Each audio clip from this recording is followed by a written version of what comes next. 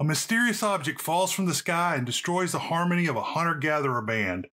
Rhinos put out fires. Revolutionaries are more interested in playing cards. A Land Rover climbs a tree, and women are not judged by their looks, but how much they may eat.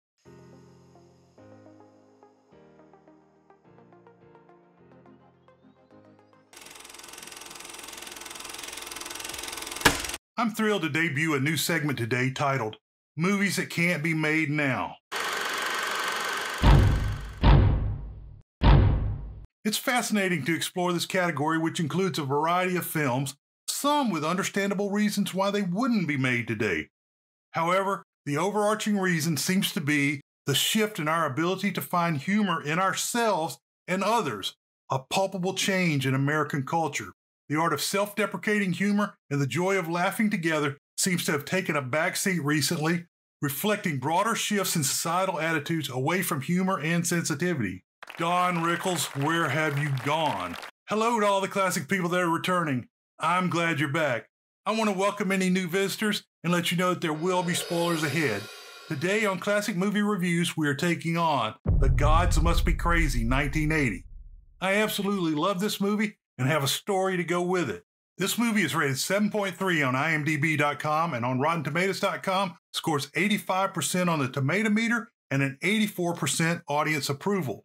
The great film critic Roger Ebert gave this film 3 out of 4 stars and said, quote, "It might be easy to make a farce about screwball happenings in the desert, but it's a lot harder to create a funny interaction between nature and human nature. This movie's a nice little treasure," unquote. Other critics condemned this film for not attacking apartheid. I will discuss this more in the conclusion. Here is my related story. When I was a young anthropology student, one of the members of our society had watched a movie in the mighty metropolis of New Orleans. When the movie eventually came to our small town, she told the society that it had anthropological themes, so we planned to see it as a group. There was a Coca-Cola vending machine in our building. I purchased a bottle of Barks root beer, which was only available locally then. I wanted to return the bottle to the rack in the building, so I kept the bottle with me for most of the day until I returned to that part of campus. After seeing the movie, the young woman said it was cool how I carried a bottle all day as a tribute to the movie. Sorry, I was just trying to get our nickel back. This will make more sense after you learn the plot of the film. You can support the show by ordering a t-shirt or a coffee cup or anything else off our merchandise store. Actors. Today, the actors section will be very short. All of the actors are from South Africa and Namibia. One actor became a celebrity after acting in this film, and another appeared in other American films. Marcus Wires played Andrew Stain, an excellent elephant researcher who is so oafish around women that at one point he comments, "She probably thinks I collect elephant dung and not analyze it." I'm unsure if that last name Stain is a play on the dung collecting. Wires was born in South Africa in 1945. He is best known for this movie, but had 95 films and television credits, including Gandhi, 1982, and Blood Diamonds, 2006. He had a successful career in South Africa that included music and theater. Sandra Prinsloo played the role of Kate Thompson, a big city woman who went to teach school in Botswana for a mental break. Prinsloo was born in South Africa in 1951. She began acting on stage and television in the 1970s. Prinsloo has 69 acting credits, mostly confined to South Africa. However, she is probably the best-known actress in her home country. Toma played the innocent bushman of the Kalahari, Gui. Toma was a member of the Kung San hunter-gatherer tribe. The Kung are small, delicate people who were pushed into the desert and survived in a marginal environment that would prove fatal to most unprepared people. Another unique aspect of the Kung is that their language includes several clicks that are virtually impossible to duplicate, like Toma was born in the Nene Conservancy in Namibia in 1940. When Toma was cast in this movie, he had never attended school and learned only a few English words during the filming. Following The Gods Must Be Crazy 1980, Toma received international attention. He made several more films about being a hunter-gatherer thrust into the technological world. These films include The Gods Must Be Crazy 2, 1989, Crazy Hong Kong, 1993, and The Gods Must Be Crazy in China, 1994.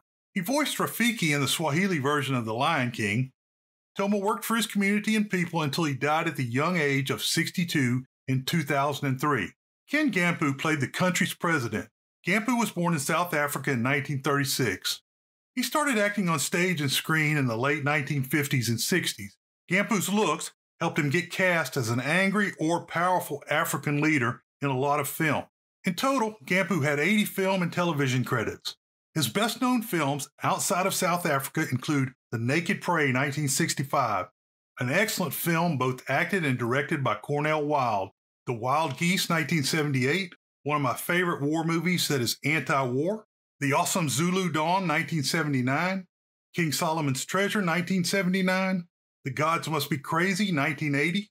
Another well-known role for Gampu is The Air Up There, 1994, a light comedy with Kevin Bacon, and King Solomon's Mine, 1985.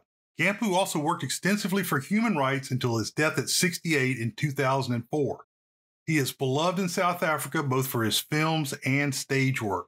If you're thinking about starting a podcast or you're not happy with your hosting service, you should check out the good people over at Libsyn. I've been hosting with them for a decade. They were the first podcast hosting company. They provide a super interface, and the support is phenomenal. Use the link that I've got below and the code, and you can get up to 2 months free on your hosting. Story. The film begins with beautiful scenes of animals in the Kalahari Desert. The voiceover explains that it is one of the harshest environments on the planet to live in, as after the annual rains end, water becomes virtually impossible to find. Most animals migrate away. The Kung people, sometimes called the Kung San or the Bushmen of the Kalahari, are one of the few populations who live in the grass desert. They are experts at extracting resources from the remaining animals and plants during the dry season. The movie shows the Kung band living in an extended family group without knowledge of the outside world. Significant contact with the outside world had been made, including major anthropological studies. In the movie, the Kung believe everything the gods send them is good. They see conning trails of airplanes, and they think it's the gods being flatulent. The movie cuts away to a major city in the south, Johannesburg. It makes living in the city seem like a crazy idea, showing living by the clock and working in industry. It hits heavily on overcrowding. May I share a table? Does the noise in my head bother you? Kate Thompson, Sandra Prinsloo, is a newspaper reporter for a large company. However, she is tired of the grind and being kept down because she is female. Kate finds out that they are desperate for teachers in Botswana and decides to make a change in her life.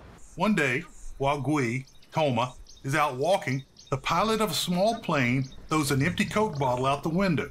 It lands near Gui, and he thinks the durable object is a gift from the gods. Gui returns the bottle to his band, and they use it as a tool, a musical instrument, pattern printer, a grinder, and a crusher.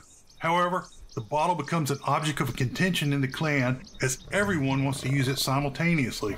A thing they had never needed before became a necessity. Everybody needed it most of the time. In a struggle, a young woman strikes another in the head with the bottle. When Gui sees the problem, he tries to return the bottle to the gods by throwing it into the air. It falls and hits Gui's daughter on the head. Gui takes the bottle away from the campsite and buries it. The entire clan was sad that night as they sat around their fire. Later that night, a hyena smells blood on the bottle and digs it up. A warthog chases the hyena, causing it to drop the bottle. In the morning, a couple of children find the bottle, and another fight occurs. Gui decides to take the bottle to the end of the earth and throw it away. The elders of the group think it will take 40 days to reach the end of the earth. Gui's family is very sad as he departs in the morning with the bottle. 200 miles to the north, African rebels attack the president of Borneo and his ministers.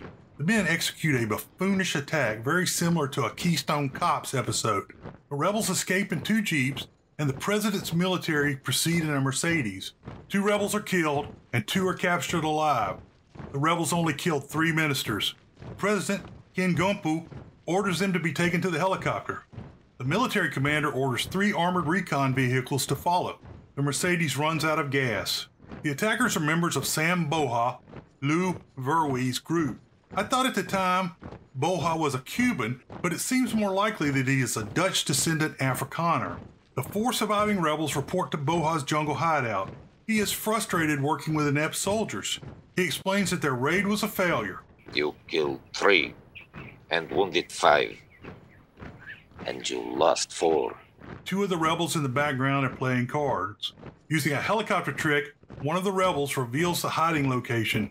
The recon vehicles pass the out-of-gas Mercedes. With a little bit of slapstick, The guerrillas are able to shoot down the helicopter. The recon vehicles crash into the banana grove, forcing the rebels to flee. Gui continues on his mission to rid his clan of the bottle.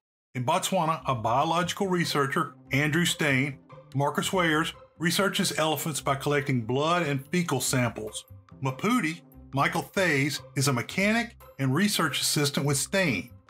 Yeah, every year you comes here with the bigger and better tent and bigger and better equipment, and every year you turns up with the same son of a maraca, and I have to work my ass off it. Stain is asked by the Reverend to pick up Kate. Mapudi says the Land Rover has new rings, will be hard to start, and doesn't have a handbrake. Stain, driving by in the Land Rover, wakes Gui. Kate travels from the big city into increasing wilderness. Stain drives from the wilderness towards increasing civilization. Stain has a great adventure driving the Land Rover that Mapudi calls the Antichrist. Kate is left waiting alone in the wilds. By the time Stain arrives, he is exhausted and covered with mud. Samboha's rebels ride into a small village and rob the store of food and gasoline. The recon vehicles arrive shortly after. Stain arrives where Kate is waiting, but looks like a fool because the Jeep has lost its brakes and he has to keep running back to keep it from going dead. He is terrible around women.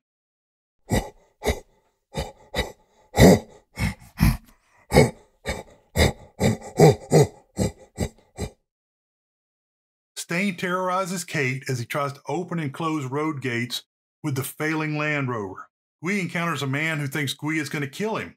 Gui thinks the man ran because of the bottle. The Land Rover stalls crossing the river, and Kate is pretty mean. She thinks Stain is tricking her into staying in the jungle for the night. He manages to dump her in the water trying to carry her. Stain and Kate separate to dry their clothes. However, a warthog chases Stain towards her, and she thinks he is attacking her.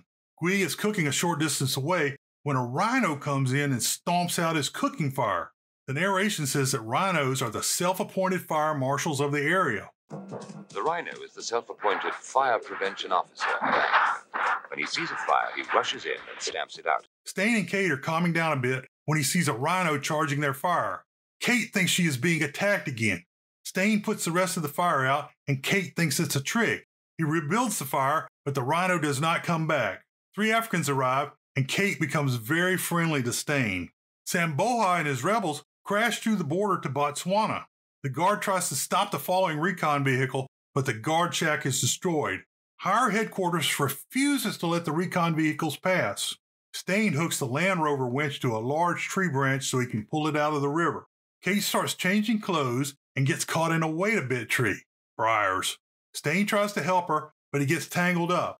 By the time Kate is out, the Land Rover has pulled itself up into the tree. Gui sees Kate in her slip and bra.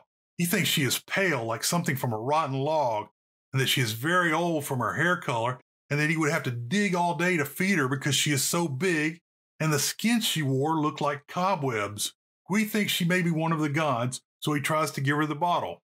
Stain is smoking a pipe, and Gui thinks he is a god with fire inside. Again, he tries to give the bottle back. Mapudi arrives in some kind of motorized cart. Gui thinks he is a god as well. However, he thinks that their language sounds like the chatter of monkeys. Mapudi can't believe the Range Rover is up in the tree. Mapudi can speak the Coon language, so he asks Gui what he wants. Mapudi tells Stain that Gui doesn't want the bottle. The hairy one said, "We don't want the thing. You'll have to throw it away yourself." About this time, Gui begins to think they're not gods because they won't take the bottle away from him.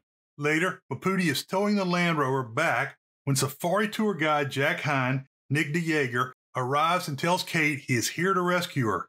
He describes himself as the Great White Hunter. Kate is happy to be rid of Stain. Jack talks about how kind it is of him to have come looking for her. After Kate and Jack are gone, Stain complains to Mapudi. I don't want to talk about it. Kate asks Jack about the rhinos in the fire. He basically denies the story. Stain talks about Kate's panties, and Mapudi says, so that's how the vehicle got up in the tree. What bloody rhinoceros? I don't want to talk about it. So how did this thing get up the tree? You know, she's got flowers on her panties. So that's how this thing got up the tree. Jack delivers Kate to the village, and they all sing for her. Samboha is down to 1 Jeep and 8 rebels. The 2 in the back are still playing cards. Stain gets dressed up to go visit Kate. Mapudi tells him he needs to smile and tell her she's pretty. When Stain asks Mapudi when he became an expert on women, Mapudi says he has 7 wives. Stain asks then, "Why aren't you at home with them?" Mapudi replies, "I know how to marry them, but nobody knows how to live with them." And why are you so beautiful? I'm going to the school to give it. You're gonna look like that? Like what? Like it's a funeral. You got to smile, man, and tell her she looks good. A true prophet. I know how to marry them. Nobody knows how to live with them. So what did you marry them for? She. Someday I have to tell you the facts of life. Kate is teaching her class when Stain noisily arrives and disrupts everything. He practically destroys the classroom as Kate looks on with disgust. You don't want to talk about it, huh? Shame. Guy sees a herd of goats and thinks they are animals to be hunted. He shoots one, and the shepherd boy freaks out. Before long, an African constable arrives and tries to arrest Guy. Guy tries to walk away, and the officer shoots him in the leg. The bottle is left near the sheep herd. Later, Mapudi says he has been called to court to translate for Guy. Why are you so beautiful? I got to go to court. What did you do? No, the cops were here. They say they caught a little bushman for stock theft. They say all they can speak is Kiko, Kiko, Kiko, so they want me to interpret. Mapudi has trouble translating the court's language into Coon. Mapudi says Guy was given the death sentence. It was only 90 days in jail, but for a person who has never seen a wall, Mapudi is sure that he will waste away.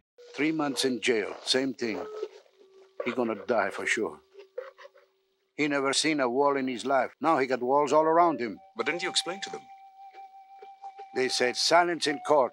Mapudi tells about the time in the past when he fled into the Kalahari after hitting a British cop. The Coon took him in, and he lived with them for 3 years. Stain hires Guy as an ecological expert under the convict labor system.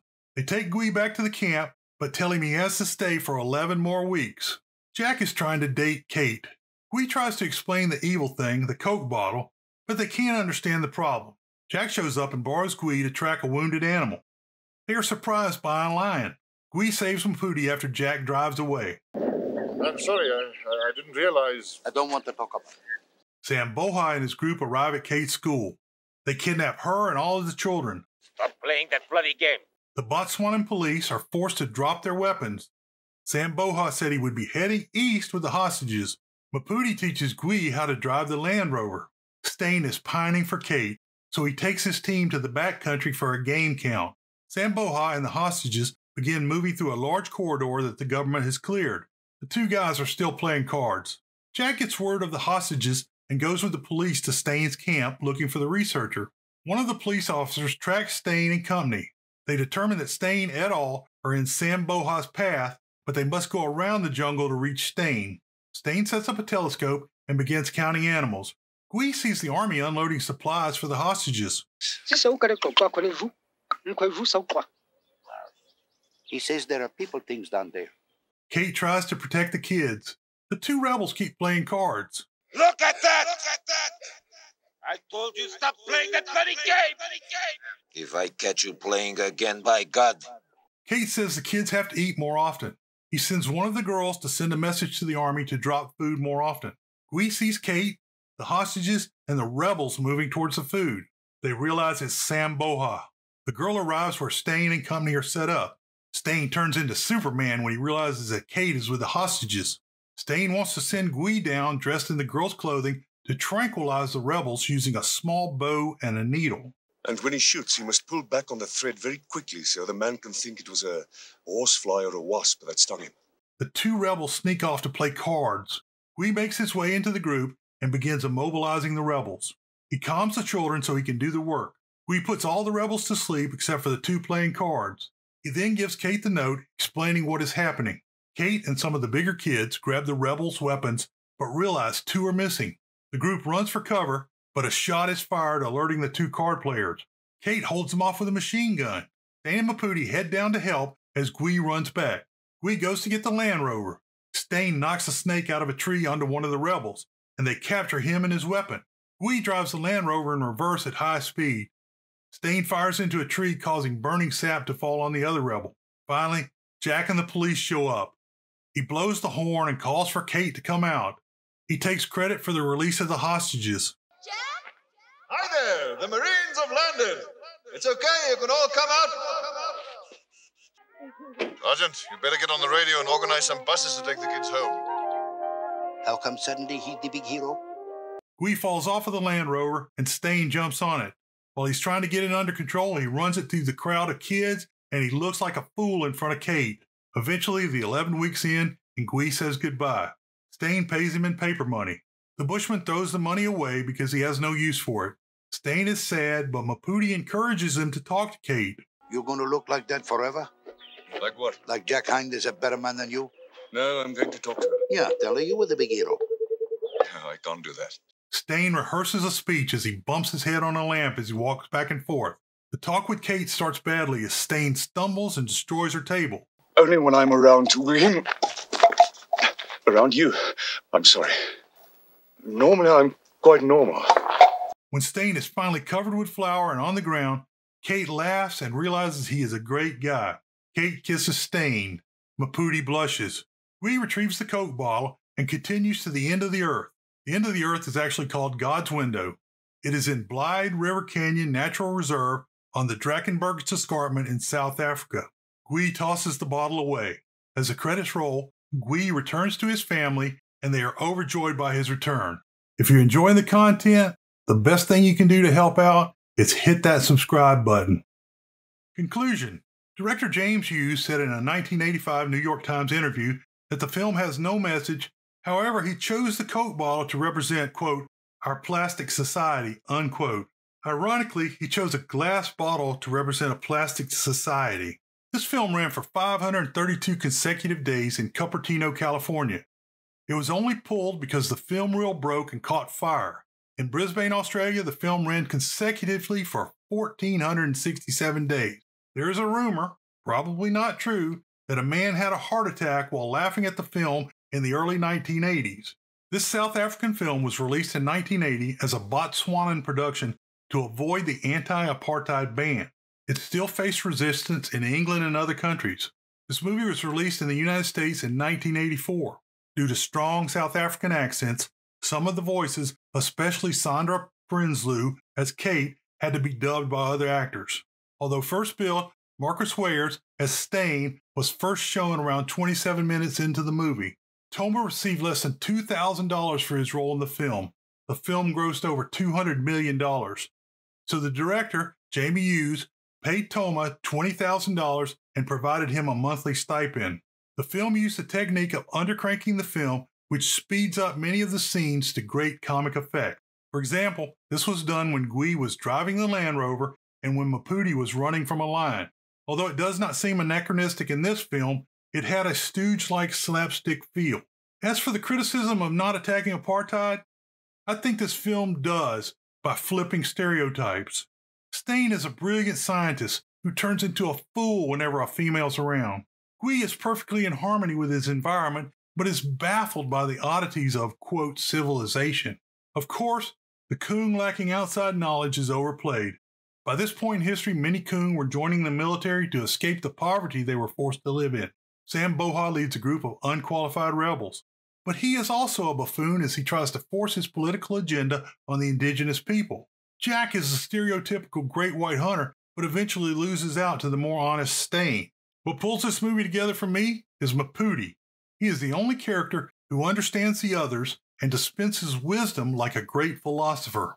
Apartheid was a lousy system, as is any system that denies people a meaningful vote. This movie mocks the system by showing people as more similar than many people feel comfortable with. Finally, the two rebels always playing cards remind me of some guys I served with in the Army. These guys would strike up a game of spades every time we had 5 minutes. World famous short summary? I don't want to talk about it. A common refrain from the film. As a technical note, references and citations are listed for each show on the site at classicmovierev.com. Beware the Moors. Okay, there's some boxes popping up. One is a movie that's similar to this, and one is a related playlist. Click on that and don't forget to subscribe.